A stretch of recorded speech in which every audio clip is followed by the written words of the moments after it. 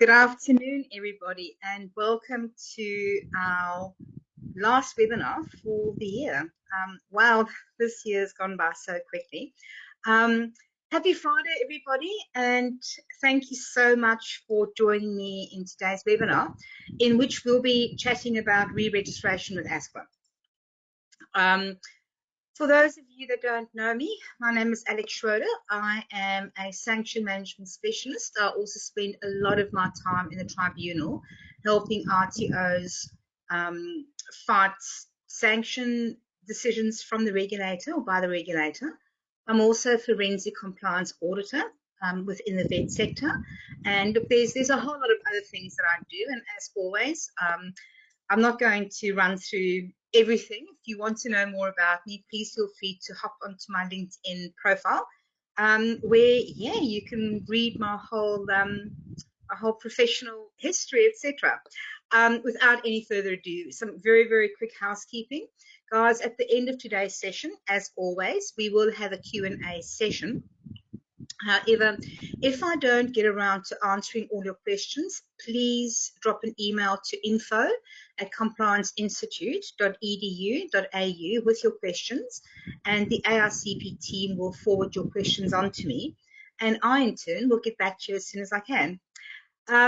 Guys, at the end of today, or with the webinar platform that ARCP and VetPrep uses, your certificate of attendance is automatically generated within 48 hours of the webinar ending. So if you don't receive your certificate today, please don't email ARCP and say, hey, can I have a certificate?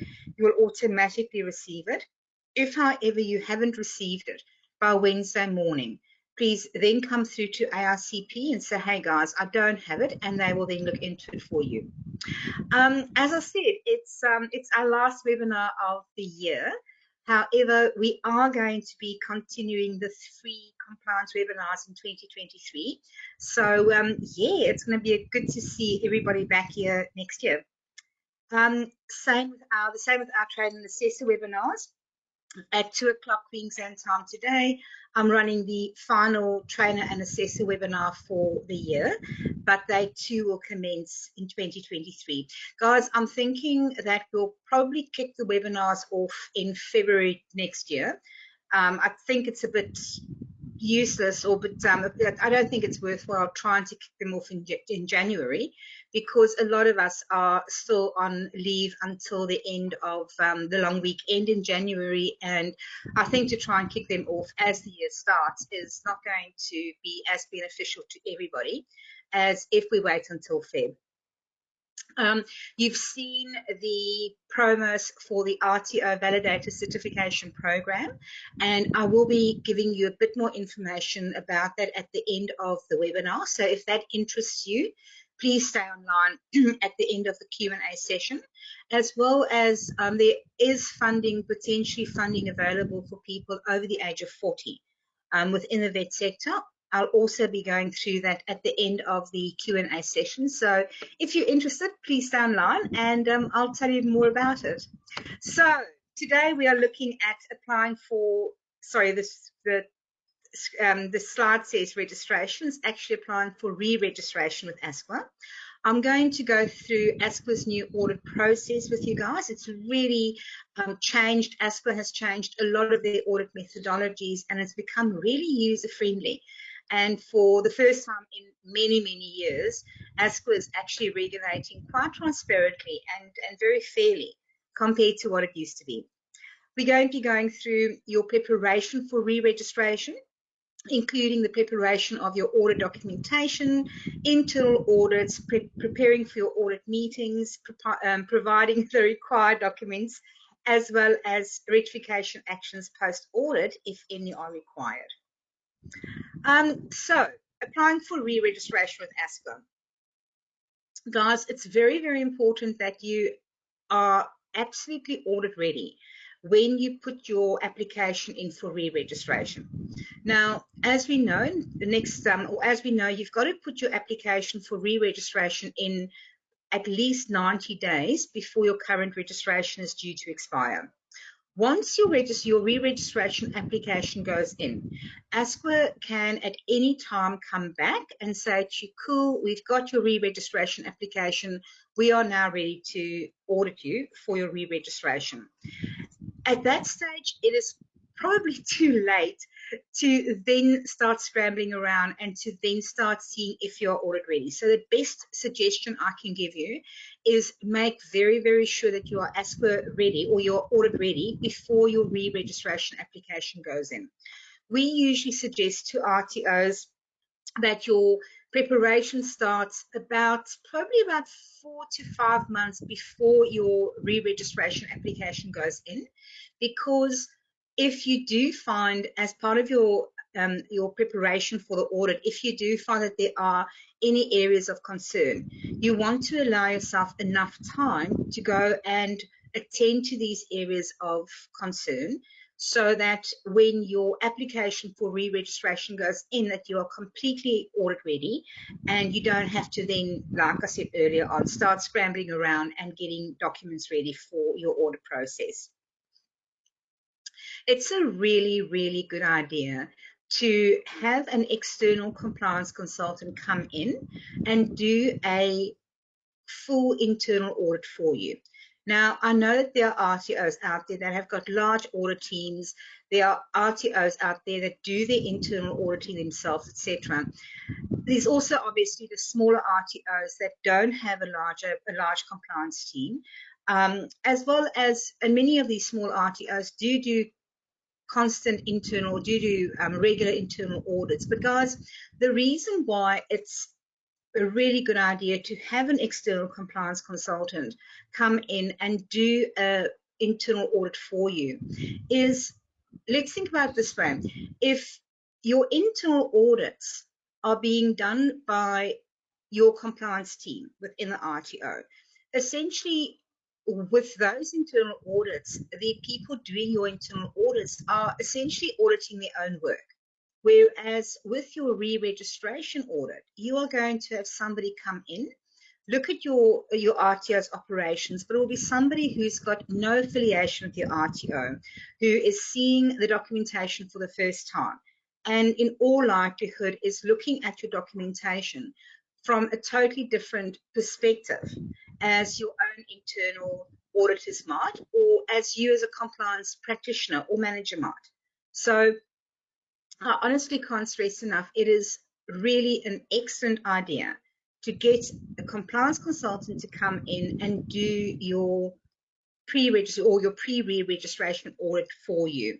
Now, many RTOs do have compliance consultants on retainer, and guys, that's a fantastic idea. Please make sure that you book your compliance consultant in way ahead of time, and once again, make sure that at least a few months before your application goes in, please make sure that your operations have been audited, that any rectification or any areas of concern have been addressed, and once again, please make sure that those have been done before your application for re-reg has gone in. Quick reminder, once again, I'm sorry for repeating this, don't forget that your application for re-reg must be in at least 90 days prior to your current registration expiry. Now, I spoke earlier on about ASQA's new auditing process, and guys, I've now been through a number of audits for RTOs under ASQA's new model. I'm not going to try and remember how many. I know it's been an awful lot, and the new audit process is really, really good. It's fair, it's transparent.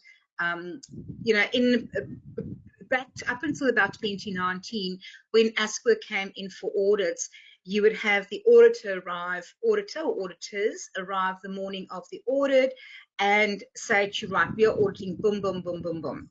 So up until 2019, when RTOs were getting ready for audit, they literally had to go through every single little piece of their operations and have all of the documentation ready for every single area of the operations, as well as for every single training product on their scope, because we had no idea what the ASQA auditor was going to ask for until they actually darkened our doorstep.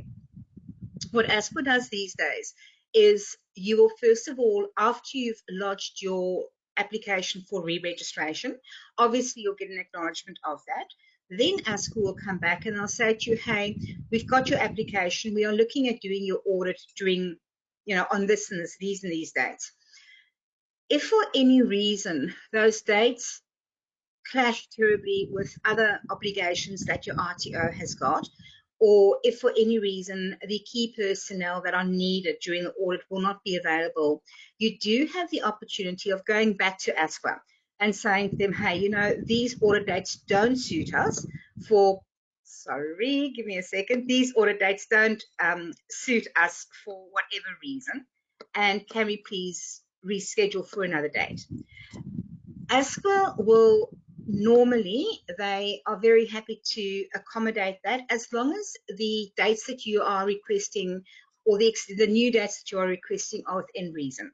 So if ASQA says to you, hey, you know what, we're going to audit, or we want to audit you on, let's say, the 30th of November, and you say to them, hey, we want to postpone the audit until the end of January, the chances of success or them viewing that request favorably is minimal. However, if you go to them and you say to them, look, the 30th of November doesn't work for these and these reasons, could we make it a week later? I have yet to come across an auditor that will then not turn around and will then not work with the RTO. So it's really good that they've adapted that level of flexibility. But please remember, if you are going to ask for the audit dates or for a modification of the audit dates, just make sure it's reasonable, that you have a good reason for doing so, and make sure that you request, or that your requested extended audit dates are reasonable. You will then have an entry meeting. Now, at the moment, a lot of the ASQA audits are being done as desk audits, but what is also happening is the ASQA auditors are doing their entry meetings via Zoom, or sorry, they don't use Zoom, via Teams. And guys, I cannot think of one entry meeting that we've had under the new model that hasn't just been really collaborative. And I think what I'm trying to say is there's no longer a feeling of us against them. It's very much a case of it's a collaborative approach. And during the entry meeting, what they'll do is they'll actually tell you exactly what documents they are going to want to audit. They'll tell you the scope of the audit, including exactly what training products they're going to be auditing. They'll tell you which training and assessor files they want to see. They'll tell you the marked assessments that they want to see. So during the entry meeting, they will really give you the full scope of what the audit is and what you need to provide them with. This is then usually followed up by an email where they once again outline what it is that they'll be looking at. And you are then given, the RTO is then given a period of time to gather these documents and to upload them to ASQANet. Now, depending on the timing of the audit, we've had some audits where the auditor has said, hey, you know what, take 7 days, take 5 days. It's normally no less than 48 hours. And that is why I said earlier on, it is essential that you are actually audit ready before your application for re-registration goes in. So you get the email requesting the documentation, you then provide the documentation. Your ASQA auditor will then obviously go and do a desk audit. If it is a desk audit that they are completing, they'll do the desk audit on the documents that you've provided. And the nice thing is that if they want further documentation, or if for any reason you have neglected to provide documentation they've asked for, because look, it happens. We've got this very long shopping list, and sometimes when it does come to uploading your documentation to ASQANet, it is possible that you might have overlooked a document here or a document there. In the olden days, and I'm only going back to 2018, 2019, if you had if you've mistakenly not uploaded a document, they would have come back with non-compliance, whereas these days the ASQA auditor will actually come back and they'll say, hey, you know what, in your uploads we could not find document XYZ. won't you please provide it to us within, it's usually 48 hours. It could be a bit less, but they do come back and they do say, hey, we're missing this document. Could you please send it through? Sometimes they may turn around and after looking at the documentary evidence that you've provided, they may even come back and they may even say, look, we need more documents from you, and can you provide it within this time frame? But these things are also covered at the entry meeting, and your auditor will actually tell you exactly the process that they'll be following. If they have asked for further documentation, these documents will then be reviewed, and after they have done the review, they will then make an outcome. They will make a decision on the outcome of the audit of your operations. What I really like about the way that ASQA is auditing these days is they are they're very happy to communicate with RTOs. They're very happy to have discussions with the RTOs, not about how the audit is going, because they can't do that. But if there are any areas of concern that might have been flagged to them, instead of them just making a biased decision, they're very happy to come back to the RTO and say, hey, you know, we looked at this. Can you tell us what happened there? To give you guys an example, I was in an audit with a client about 2.5, 3 weeks ago, where documentation that we had provided to the ASQA auditor, when they looked at the documentation, they weren't 100% comfortable with what they were seeing. And they then came back to the RTO. They said, look, can we have a quick conversation? We had a conversation. The ASQA auditor said, look, you know, I've looked at this.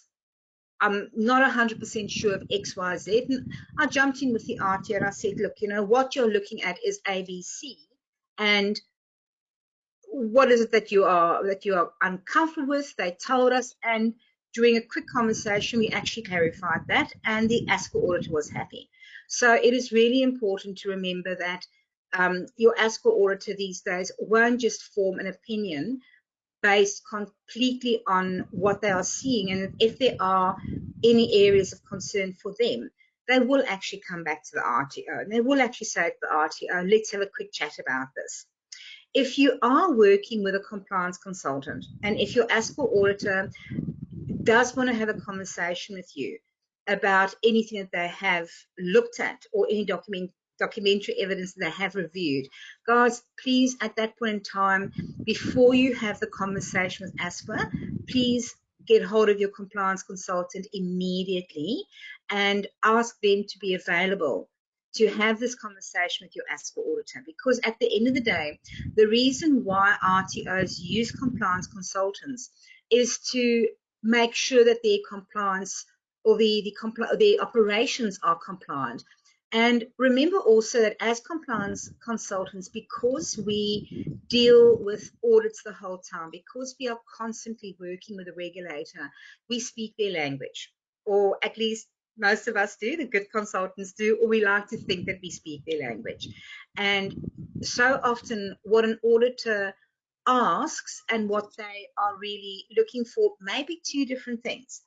And it's going to be so beneficial to you to, if the ASQA auditor does want to have a conversation, put a phone call through to your compliance consultant and say to them, hey, the audit has asked XYZ. They want to do a Teams meeting on this date. Please be there so that you can just help us navigate our way through. I know a few years ago, ASQA wasn't really keen on RTOs using compliance consultants. Guys, for at least the last 3 to 4 years, they've been actively encouraging RTOs to use the services of compliance consultants, and particularly during audits, the ASQA auditors are really, really happy to engage with a compliance consultant together with the RTO. And I've had some really encouraging conversations with my RTO clients, with ASQA auditors as well. So after they've reviewed any further documentation they've requested, they will then, a decision about the outcome of the audit will then be made, and your decision will either be favorable, there might be a few areas of insignificant or less serious issues for the ASQA auditor, and you might just get a report that says, hey, you know what, We've noticed this. It's not a major non-compliance. Just go and rectify it and keep records of it. Or they might come back and they might say, hey, you know what? We found this and this non-compliant. Here's a direction to go and rectify it. They could come back and they could say, we found these and these areas non-compliant. Could you please respond to us within 21 days? So you have all these options. And certainly if you do have an unfavorable ASQA audit outcome, you do have a number of opportunities to rectify, and I'll discuss those a bit more in a bit more detail just now. So preparing for your re-registration. Guys, your vulnerabilities within your RTO's operational compliance always lies in, first of all, compliance systems. Now, when we speak about compliance systems, I noticed probably about a year ago that ASQA is now looking very specifically at an RTO's compliance systems, and they want to see that you have compliance systems for a number of areas within your RTO. These compliance systems is different from what they've been asking for previously. And as I said, this really started about a year ago. And what we've been doing for our clients is we've actually been creating and developing very specific compliance systems for them, because that is what audits are now asking for. And you're looking at compliance systems for a number of things, such as trainer and assessor credentials. You're looking at compliance systems to ensure that your RTO has a quality process for ensuring the quality of your trainers and assessors assessment methodologies and outcomes. You're looking at compliance systems for your overall quality assurance of your RTO, and the list goes on and on and on. In general, when we have developed compliance systems for RTOs, we developed compliance systems for a small RTO about a month and a half ago, and because of the size of their operations and because of the training products that they delivered, they only needed, I think it was a suite of 4 or 5 compliance systems. Other RTOs that we deal with, like we have a mid-size RTO, when we developed their compliance systems, I think there were 6 or 7 different compliance systems that we developed. It can even go as big as 12 or 13 different compliance systems. But once again, that also depends on the size of your operations, the areas that you deliver training and assessment in, your scope, etc. But it's really important to thoroughly understand what those compliance systems need to look like and to make sure that you've actually got them in place. Another area of vulnerability, as always, is your training and assessment strategy. Guys, we've had previous webinars about TASs, but the one thing I do want to stress here, and I'm not going to go into what a compliance TAS looks like. As I said, we've done it earlier on in the year, and we certainly will do it again next year. But what I'm trying to stress here is please pay attention to your TAS and make sure that your TAS is actually compliant. We still see a lot of RTOs that have 30, 40, 50-page long TASs. Guys, it's overkill. Please don't go and think that a compliance TAS must be voluminous. In fact, you've heard me say this before, and I always say this to clients as well. The more complex your TAS is, and the more information you have in your TAS, the more opportunities you are creating to actually trip yourself over. Because remember, a TAS needs to cover certain areas of operations, but if we put too much in there, it means that cross-referencing, or we have to cross-reference the whole time to ensure that if we make mention of something on page 3, and then again it relates to something on page 25, that these actually align. Not only that, remember that your TAS is a living document that needs to be implemented and that needs to be used within your RTO on an ongoing basis. So if you do have a TAS that is voluminous, that's 20, 30, 40 pages long, take this approach and you're thinking, are the people that are meant to be using your TASs, if they need to review or if they need to go through, these voluminous documents the whole time, are they actually going to be using them? The average TAS, be it for a cluster, be it for a single unit delivery, or be it for a qualification delivery, in general does not need to be more than about 8 to 10 pages.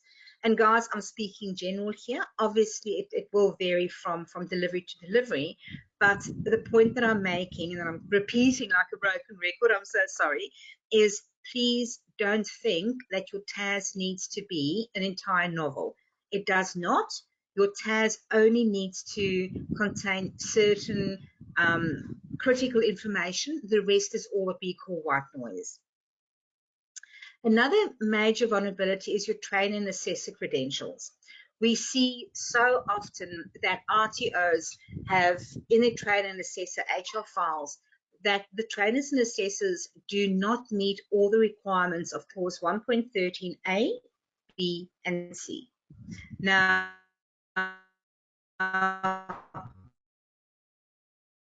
I've also done a previous webinar on trainers and assessors credentials, and please be very sure that at all times, whether or not you are getting ready for audit, but specifically if you're getting ready for audit, please make sure that your trainers and assessors hold the current TAE, or so it can be the TAE 16, it can be, I think it's still the TAE 10 plus the LLN and TAE-S unit, or they can hold a diploma of TAE, or they can hold a higher education qualification specifically in adult learning.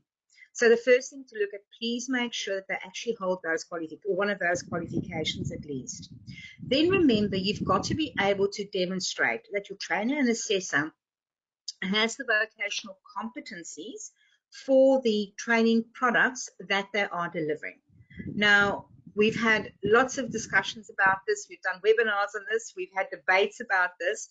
At the end of the day, the easiest way to ensure that your trainers and assessors have the vocational competencies is to ensure that they actually hold the qualifications they're delivering, including the specific units of competency that they are delivering. Yes, you can go and map their experience over, etc. However, there's always pitfalls in doing so, and there's always the chance that the mapping isn't actually correct, and therefore you have trainers and assessors delivering training and assessment on behalf of your RTO that don't meet the requirements of clause 1.13. And therefore, it's like a house of cards. It just starts tumbling down, and it causes tremendous headache for an RTO if that was the situation. Another area of vulnerability is the assessment methodologies that the trainers and assessors use.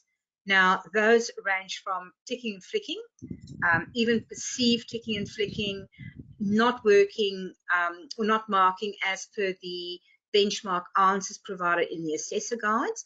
Guys, ASQA actually look at that, and they actually look at that with a very, very fine-tooth comb.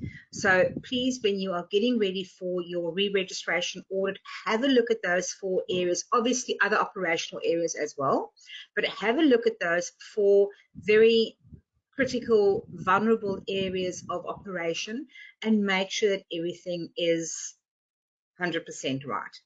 Now, one thing that I do want to bring to your attention is, if things aren't 100% right, please fix them the correct way. We sometimes come across RTOs that will go and develop documents after the effect, and go and develop documents as they're being asked for audit. ASQA is wise to that. So if you didn't have a training and assessment strategy for something, and you suddenly go and develop the training and assessment strategy in time for audit, ASQA is very clever, or they've sharpened up, and they actually go into the properties of the documents, and they'll go and see when the documents are created. And if they find the documents are created specifically for the audit, it doesn't bode well with them. It creates an impression of the RTO not having the necessary systems and practices in place, and then trying to bluff their way through it. You're far better off taking your existing training and assessment strategy and making the necessary updates to it, and then entering into your continuous improvement register and being open with the auditor and saying to them, look, when we did our review, we did find that our TAS for this training product needed to be strengthened, and you'll see when you review the TAS that we have made it more robust. Being open with them, being honest with them goes a long, long way. And as I said, the ASQA auditors are not stupid. They know how to check to see if documents were created after an event. I went on and on and on and on a few minutes ago about engaging the services of an external compliance consultant as part of your preparation. So I'll spare you that. I won't go through that again with you. But also really important as part of your preparation for the audit is preparing for your entry meeting. Remember, the entry meeting is a conversation between your RTO and the ASQA auditor and your compliance consultant if you have one, but it is a conversation. It's not your ASQA auditor sitting there and dictating what's going to happen. So during the entry meeting, you do have the opportunity of asking questions if the ASQA auditor says anything that you're not 100% clear on, if you need clarification on dates or anything like that. You are absolutely more than welcome, and you should raise those during the entry meeting. And also, if there's anything from your side that you want to discuss with the ASQA auditor, obviously pertaining to the audit, the entry meeting is a fantastic time to discuss that. So you've had your entry meeting, you've received the email from the ASQA auditor to say this is the documentation that they're looking for. And in all instances, the ASQA auditor will ask you to upload the documents via ASQAnet. They generally will not accept Dropbox links simply because of how their own internal systems work. And at the end of the day, guys, when they ask you to upload something to ASQAnet, you need to upload it to ASQAnet, because the beauty of it is that then there is no question about what you've uploaded. There's no question about has it been received, is anything corrupt, or are any files corrupted, etc., etc. A really good way of uploading your documents to ASQAnet is be systematic.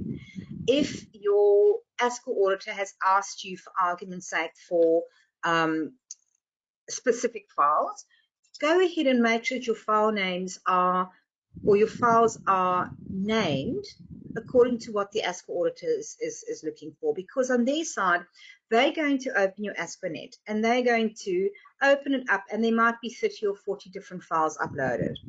They don't want to go through, and they don't want to go and having to go and dig to see what file belongs there, where. They don't want to have to open up every single file until they find the correct file, because when RTOs do things like that, it makes your RTO look unprofessional. It also makes your RTO look ill-prepared for the audit, but it also raises questions in if your RTO isn't able to upload the documents systematically and well aligned, then what is your RTO's operations, and specifically the compliance operations, look like? And guys, it's a case of, nobody wants to walk in or walk into an untidy house. And what I mean by that is, if we upload our documents and it looks like the cat's breakfast, then we create the impression that our operations are also like the cat's breakfast, or look like the cat's breakfast, and that there is a level of disarray within our operations. And from an auditor's perspective, that is always a red flag. You want to make sure that your covering document is correctly completed. Now, when you upload or when you get the request for your audit documentation, they will also, or in ASQAnet, there's also a cover letter that you need to complete. And in a cover letter, it will have a table of what they've asked for. And it will also, in the table, you also have to identify what documents you've uploaded to the specific requirement. This is your opportunity of being very precise with what you've uploaded. But what we also do is when we have done uploads to ASQAnet, on your ASQAnet there's a bid box that where you can put additional notes to that. We normally include in that everything that we have uploaded to ASQAnet. And that is a very good checkpoint, not only for the RTO, but also for the ASQA auditor to say, hey, you know what? Here is everything that we've uploaded. So when you go through our ASQAnet, this is what you should find. And the benefit of doing that is that if you've missed anything, before you press the submit button, it gives you a very well-structured way of double-checking that you have uploaded everything. And B, when your auditor goes into your ASQAnet upload, they've also got a checklist of exactly what you've uploaded. Now, if you do that checklist in your additional comments box on your ASQAnet submission, don't forget to also include the cover letter that you are uploading, because it's one of your uploads. What you'll find is that when you submit your documents to ASQAnet, for some strange reason, after you've pressed the submit button, there's nothing to say, hey, it's been submitted. It just goes back to the home button. We always, when we do ASQAnet uploads, we always take photographs of the upload process, because if you've been onto ASQAnet lately, you'll see that when you press submit, there's probably about anything between about 90 seconds and 3 minutes that goes by as the system twigs and turns and runs and all those things. We normally take screenshots of that. And once we've done it, we would then ordinarily just email it through to our auditor to say, hey, you know what, we've uploaded the documents to ASQAnet. Sorry, let me backtrack.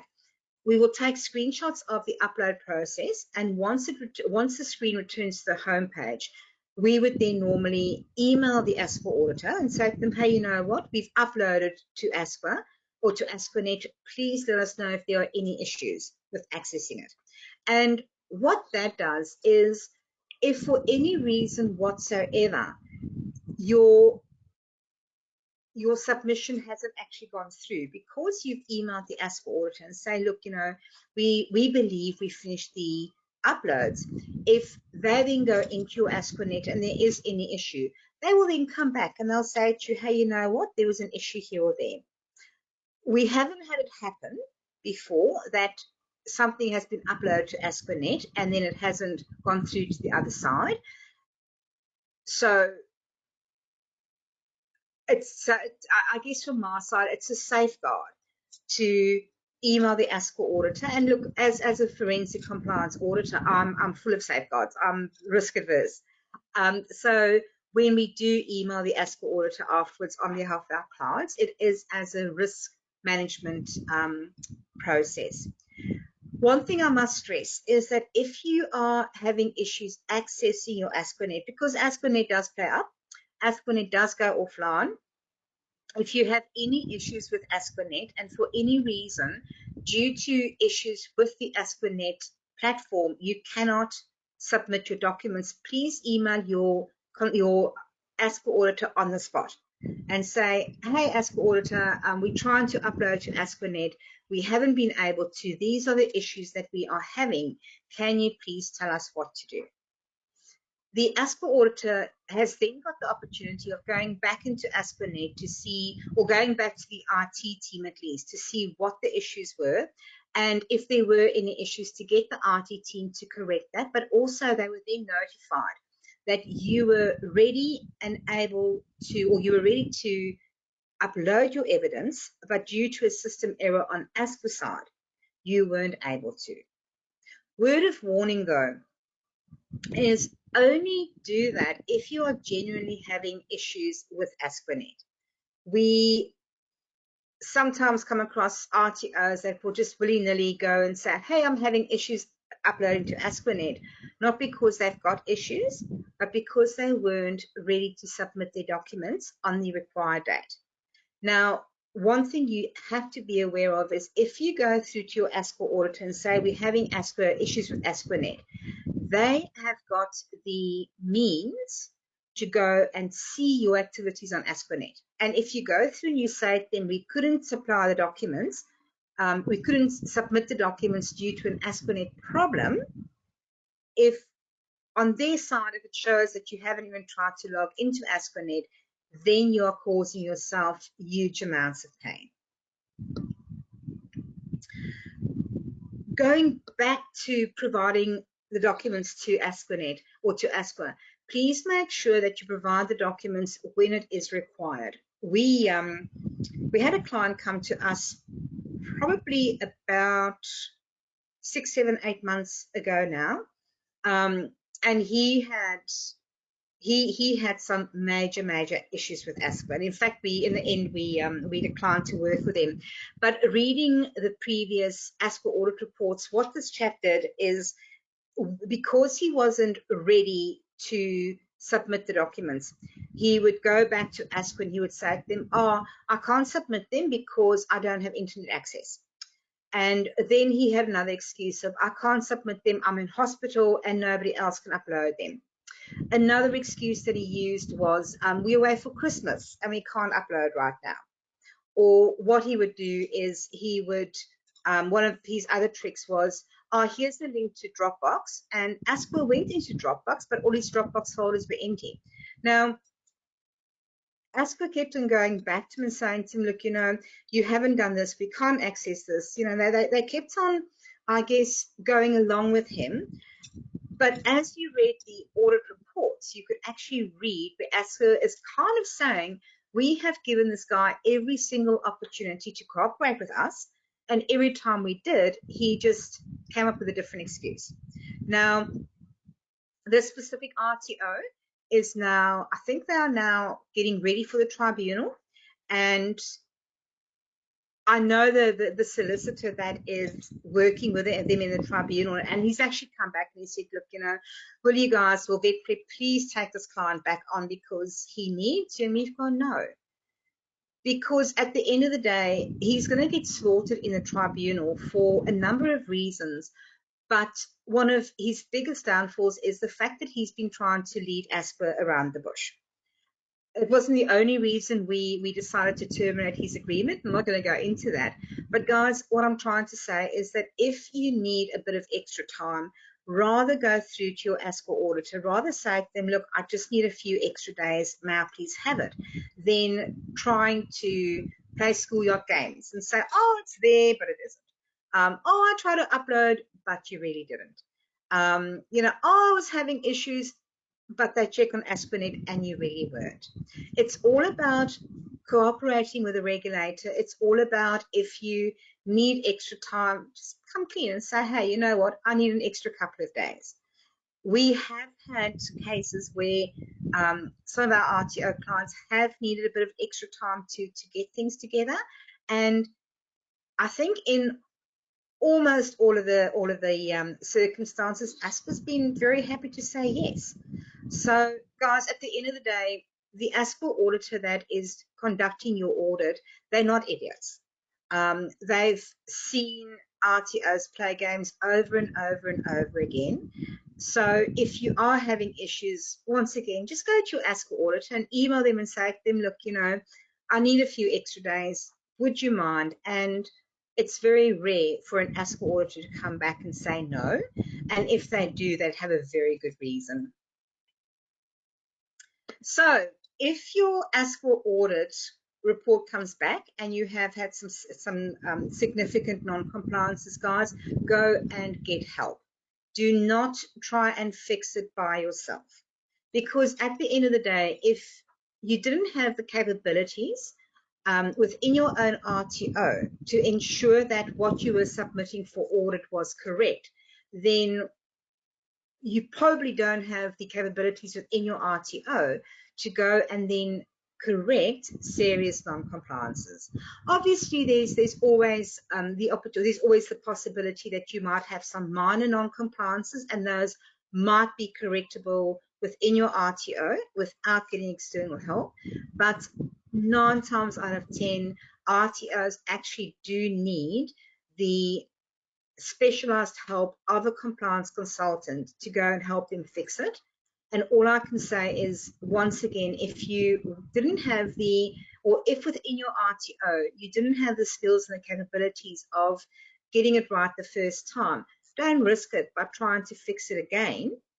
Go out there, get a compliance consultant, ask them to help you, and let them help you fix it. Because at the end of the day, if you are working with a reputable compliance consultant that knows what they're doing, they should be able to help you with the rectification, and it should be successful the first time around.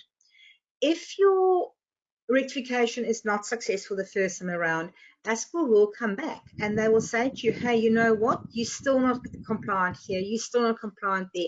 Have another go. If you try to do it the first time yourself and you didn't get through, like I said, you will have an opportunity of having another go. However, every single time that ASQA audits your RTO's operations and their non-compliances, and especially if the non-compliances repeat themselves, your risk rating goes up. And remember, the level of your risk rating also determines the level of oversight that the regulator implements on your RTO operations. So, and it also affects, when it comes to re-reg, it also could affect the period of your re-registration. So if your RTO is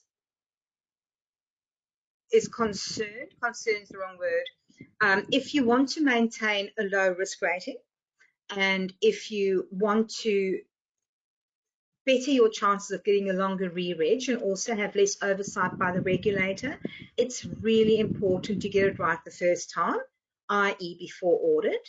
And if you weren't able to get it right at the time of audit, when you come to rectification work, get help in, get a professional expert in to come and help you do this, so you can get it right the second time. Now, the interesting thing is that there are, and I've said this before, there are compliance consultants who, how do I say this politely, who shouldn't be compliance consultants. We had an interesting experience not so long ago where we went into an RTO that had engaged the services of a previous compliance consultant who had stuffed things up so badly. And during the entry meeting with this RTO's audit, we said to the auditor, look, things that were submitted previously and prepared previously had been prepared by this compliance consultant. We know that there are errors. We know that there are gaps, et cetera, et cetera. And the auditor asked us the name of the compliance consultant. We gave it to them, and they said, yep, that compliance consultant is known to us. And of course, I sat there and I went, uh-huh. And she said, yep, and not in a good way. So, guys, I guess what I'm saying with that is that just as we all know that there are really good compliance consultants and there are really shabby compliance consultants, ASQA knows it as well.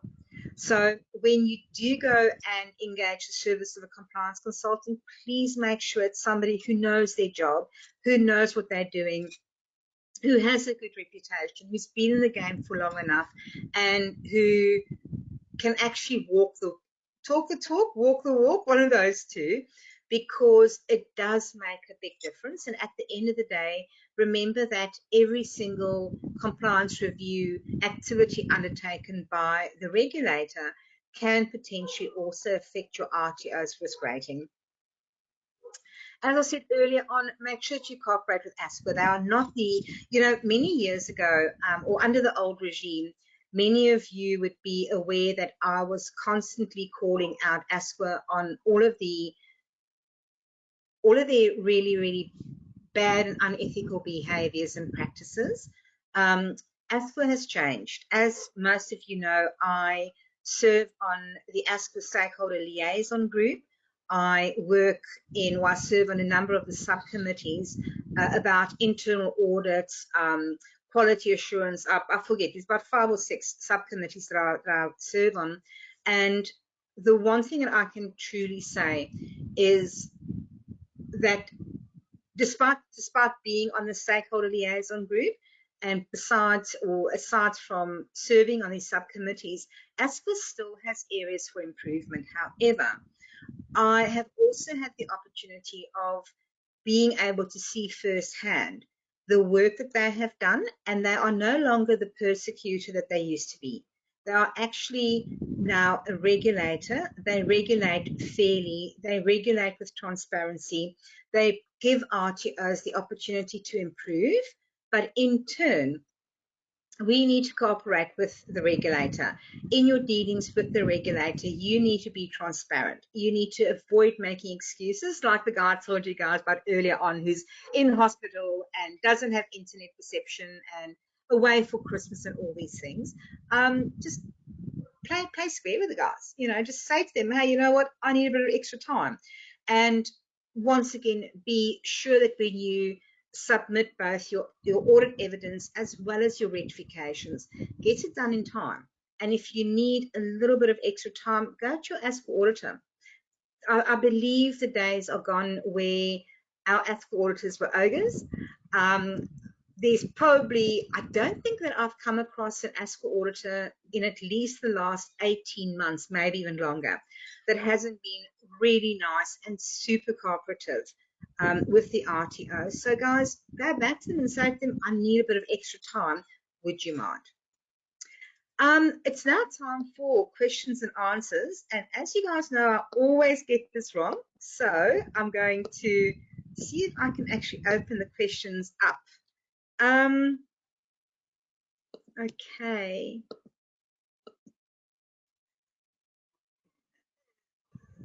Vinying, you've asked, is it relevant to current audits or future ones? The information that I've provided you with today is relevant to how ASQA is auditing at the moment. And the information that I've shared with you should apply to whether you are currently going into an audit, insofar as preparing for the audit. Should be applied whether you are currently going into audit, whether your audit is due to happen, be it within 6 months, 9 months, whenever, but also with regard the rectifications that I discussed, they are relevant to what ASQA's current operations look like. I hope that makes sense. Jim, you've said, I've never had a good ASQA audit experience in my life. Jim, you're probably not alone. I don't know when your next ASQA audit is due, but it certainly is a case of I've been in this game now for an awfully long time. And we used to have really good ASQA audits up until about 2015-ish, and then we had the previous commissioner come in and things just went way, way stupid. I have not seen ASQA auditing using the audit methodologies that they currently are. I've never seen it before, and I must say it is long overdue. Paul, you've said, is the new standards going to affect the process? Paul, I don't believe so.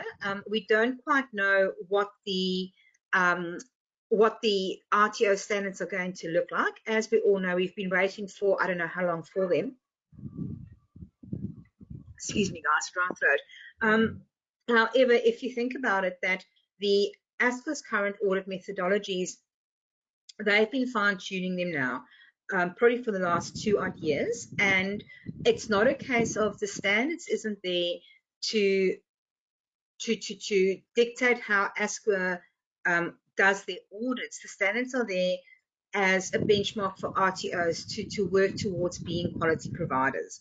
So will the new standards impact that? No, because the standards is a regulatory requirement for RTOs, and what we are discussing is the audit methodologies that ASQA auditors are using.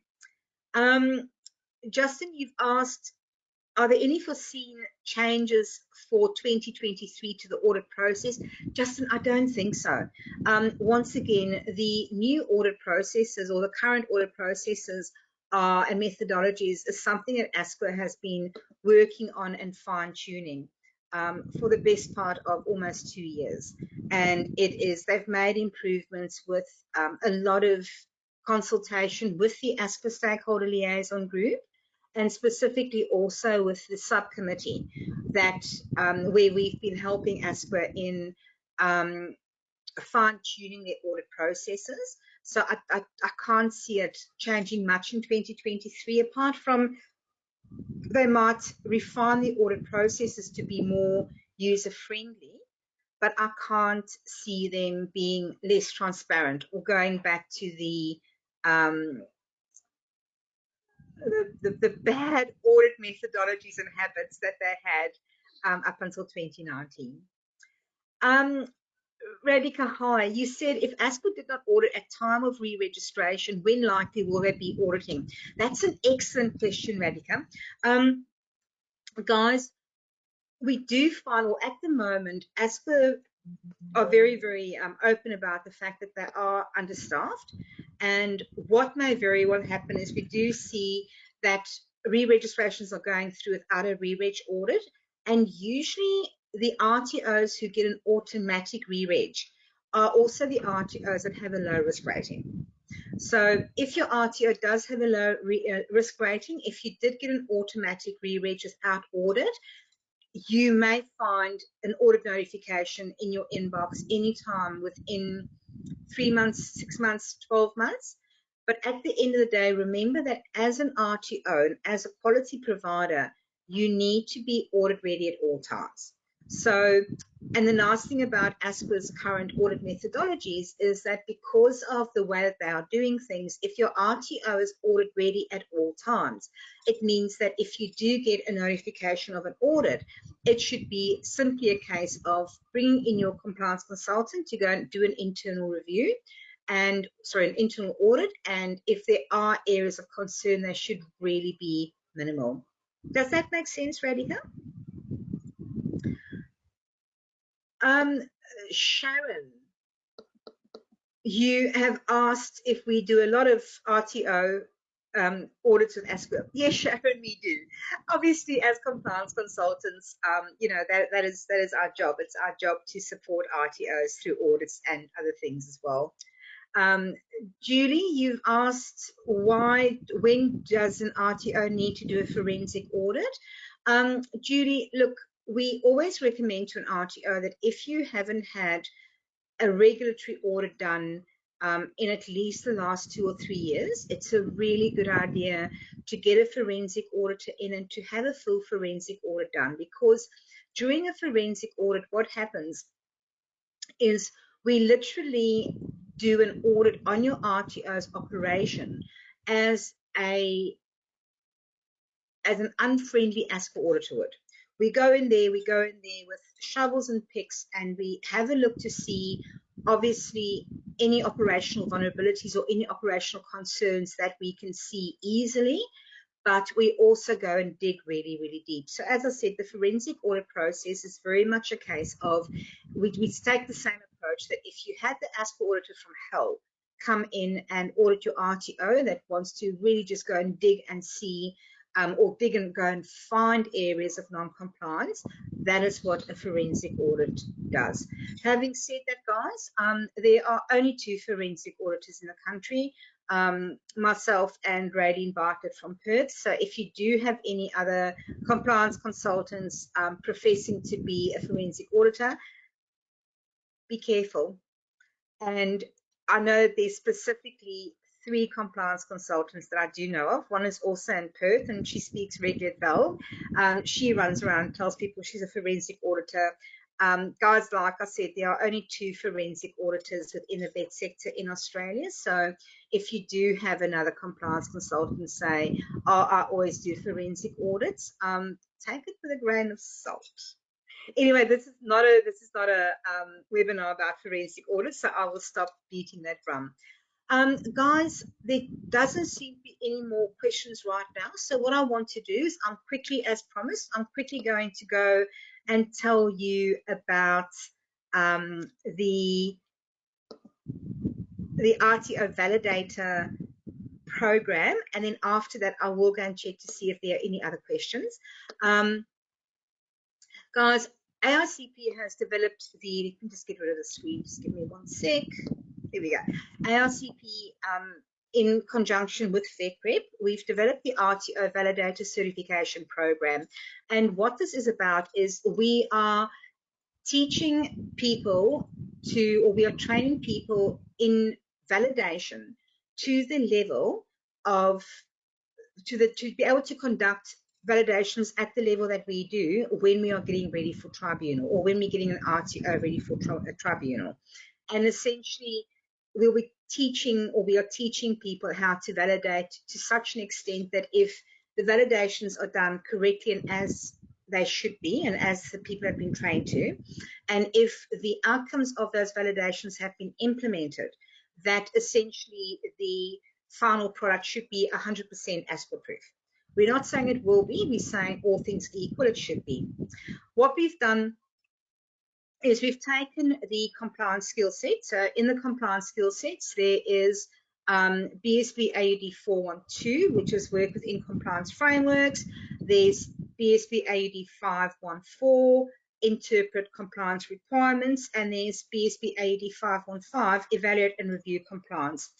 What we've done is we've taken the learning material for those 3 units and we have contextualized them completely to RTO validation activities. We've then included module 1 of the RTO standards, which is called Demystifying the Standards. And in module 1 of the RTO standards, you learn, we've unpacked every single clause of the RTO standards, and you will learn you'll learn what the clause means, how to interpret it, and how to actually use the clause in your RTO operations. So with the Validator Certification Program, as I said, it's the 3 BSB AUD units from the compliance skill set. It's also module 1 of the RTO standards unpacked, and there's also then a 2-day intense validation workshop. Now, I'll be running the validation workshops myself. They'll be run in all of the major cities, and essentially for 2 days solid, guys, we are going to be validating.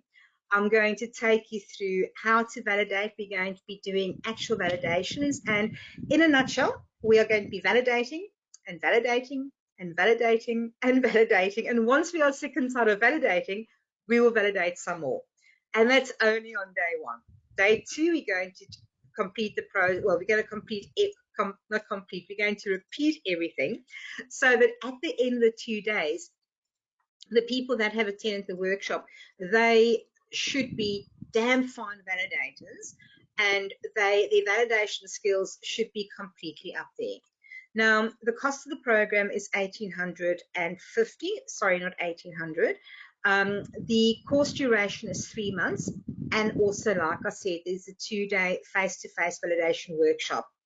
For people who complete the entire certification program, you'll get a certificate you'll get a statement of attainment for the 3 accredited units. You'll get a certificate of completion for the RTO standards unpacked, and you'll also receive accreditation from ASQA as a certified RTO validator. If you're unable to attend the workshops, then you will still get your statement of attainment for the 3 units, and you'll still get your certificate of completion for module 1 of the RTO standards unpacked. The only thing that will be missing is you won't actually be certified by ASQA as a recognized RTO validator. Now, guys, this program has been developed in consultation with heaps and heaps of RTOs, and what we are finding is RTOs are really warming up to the idea of being able to use certified validators, because as we all know, although there is a validation unit within the TAE qualifications, they don't teach you how to validate. They teach you the basics of validation. They teach you just enough to be able to meet the requirements of the unit of competency, but they actually don't teach you how to be an expert validator. And that is what the Validator Certification Program is going to be helping people with. Guys, that is it for me. Oh, one last thing. There's also funding available in certain states for people in the vet sector if they are over the age of 40. So if you are looking at doing further learning in compliance in the vet sector. If you are over the age of 40, as we said earlier on, ARCP delivers the compliance skill set, lead auditor skill set, Cert 4 and RTO compliance, Diploma of Quality or Auditing, Diploma of RTO Compliance Management, as well as the double diploma of RTO Compliance Management and Quality Auditing. And depending what state you are in, and if you are 40 or over, you may be eligible for funding.